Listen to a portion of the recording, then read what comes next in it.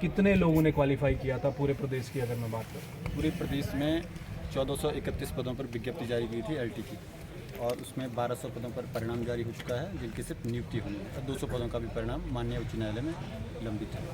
हमारी उत्तराखंड अधीनस्थ सेवा चयन आयोग से सरकार से एक मांग है कि जांच के नाम पर नियुक्तियों को लटकाया न जाए, जबकि ये सारी भर्तियाँ जो है निर्विवादित होने के बाद भी आप जांच समिति खेल रहे हैं। हम सरकार से, आयोग से मांग करते हैं कि जल्द से जल्द समिति की रिपोर्ट को सार्वजनिक किया जाए, क्योंकि समिति के नाम पर लटकाने का खेल चल रहा है अंदर। लटकाया न जाए, जल्द नियुक्ति दी जाए। समिति की रिपोर्ट को सार्वजनिक करने के बाद नियुक्ति की प्रक्रिया को आगे बढ़ा दिया जाए। हम लोग सारे कैबिनेट के मिनिस्टर से मिल चुके हैं, मुख्यमंत्री जी से मिलने का हमने समय मांगा है, और 40 विधायकों से हम लोग मिल चुके हैं। उत्तराखंड में 40 विधायकों से, कांग्रेस और बीजेपी के। अच्छा, तो अब आपका क्या अगला मूव रहने वाला है? क्योंकि सरकार ने एक तरफ साफ कर दिया कि जब तक जांच कर रही है एसटीएफ उस पूरे भर्ती प्रकरण की, और उसमें सेग्रीगेशन भी किया जा रहा है, बताया जा रहा है कि चार्जशीट तैयार है, बहुत सारे आरोपी बाहर भी आ चुके हैं।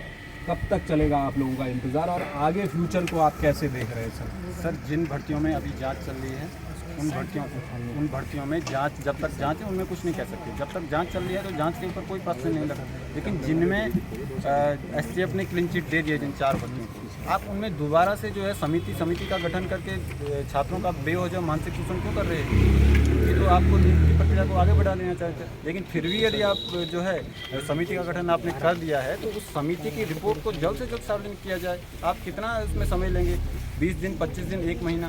उस समिति, हम तो ये मांग करते हैं सरकार से, आयोग से, कि समिति की रिपोर्ट को एक हफ्ते के भीतर सार्वजनिक किया जाए और तुरंत नियुक्ति प्रक्रिया को आगे बढ़ा दिया जाए। और कौन इनमें से, आप लोगों में से? एलटी गणेश सहायक, और आप भी एलटी वाले, क्या नाम है आपका? मेरा नाम विनय जमलोकी है और मैं एक एलटी चयनित छात्र हूँ।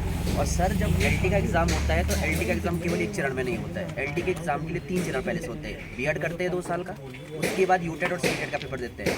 और अगर आप सेंटर का देखें और स्टेट का देखें, दोनों का अगर आप डाटा चेक करेंगे तो केवल सीटेट और यूटेट का जो पासिंग परसेंटेज रहता है वो 10%, 9% रहता है। उस कठिन परीक्षा को पास करने के बाद हम एलटी का एग्ज़ाम देते हैं, और एलटी में 14 विषय हैं और 14 विषय का अलग अलग पेपर होता है। और 14 विषय में अलग पेपर देने के बाद हम अलग अलग विषय में अपने सब्जेक्टों में चयनित होते हैं। जैसे मैं विज्ञान सब्जेक्ट से हूँ और 25 रैंक मेरी है, तब जाके हम यहाँ पे इस एग्ज़ाम बैठते हैं। और आयोग इस पे भी एक जांच का नाम बताती है। अगर हम लोग छन के आ रखे हैं, पहले से एक पेपर दे के आ रखे हैं, अगर हम लोगों का वहाँ पे पेपर नहीं हुआ होता तो हम एलटी में नहीं बैठते।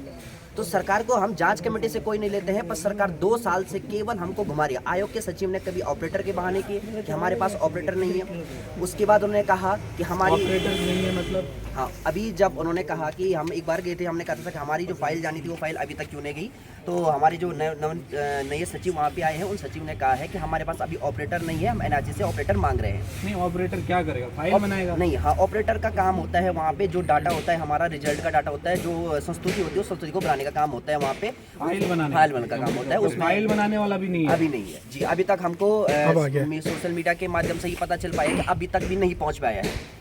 और ना अभी तक, अगर हम आयोग से बात करते हैं, एक बार आयोग ने अपने चैनल से माध्यम से बताया था, किसी चैनल के माध्यम से, कि हमारे पास ऑपरेटर आ गया है। परंतु जब हमने आयोग में गए और आयोग में पता किया तो अभी भी ऑपरेटर नहीं आए। क्या पता अगर हमारी वो जो रिपोर्ट आती है हमारी पक्ष में आएगी, मैं अब ये मानता हूँ, क्योंकि हम सब लोग निर्वाचित हैं। और अगर रिपोर्ट आने के बाद भी आयोग ये बोलती है कि हमारे पास अभी भी ऑपरेटर नहीं है, तो सरकार को ये ऑपरेटर ला के हम कौन देंगे? तुम्हारे 6 महीने से तुम्हारा ऑपरेटर नहीं आ रहा है, तो कहीं ना कहीं आयोग अपनी ही लापरवाही इसमें करेगी। वरना ये जो निर्वाचित भर्ती, इस पे कोई भी कमेटी बैठाने का कोई निर्णय नहीं लेना चाहिए था, क्योंकि अपने सर पे आयोग अपने डाल रही है, क्योंकि सारे लोग क्रीम से चन के यहाँ पे आए हैं, तो क्यों ये इस पे जांच कमेटी बैठा रही है? हाँ, जिनमें आपको विवाद मिला है, जिनमें आपको कुछ ना कुछ साक्ष्य मिले हैं, आप उन पे बैठाइए। जिनमें साक्ष्य ही नहीं मिले हैं, चेक करने के बाद एसटीएफ ने 2 बार रिपोर्ट दे दी है कि कहीं भी हमको ना तो एलटी में, ना तो कनिष्ठ सहायक में, ना स्टेनो में हमें किसी भी प्रकार का कोई भी विवाद नहीं मिला है। तो क्यों आप इनको लटकाने में लगे हुए हैं? आपको तो जल्दी से इस पहाड़ों में देखो, कहीं शिक्षक है ही नहीं है।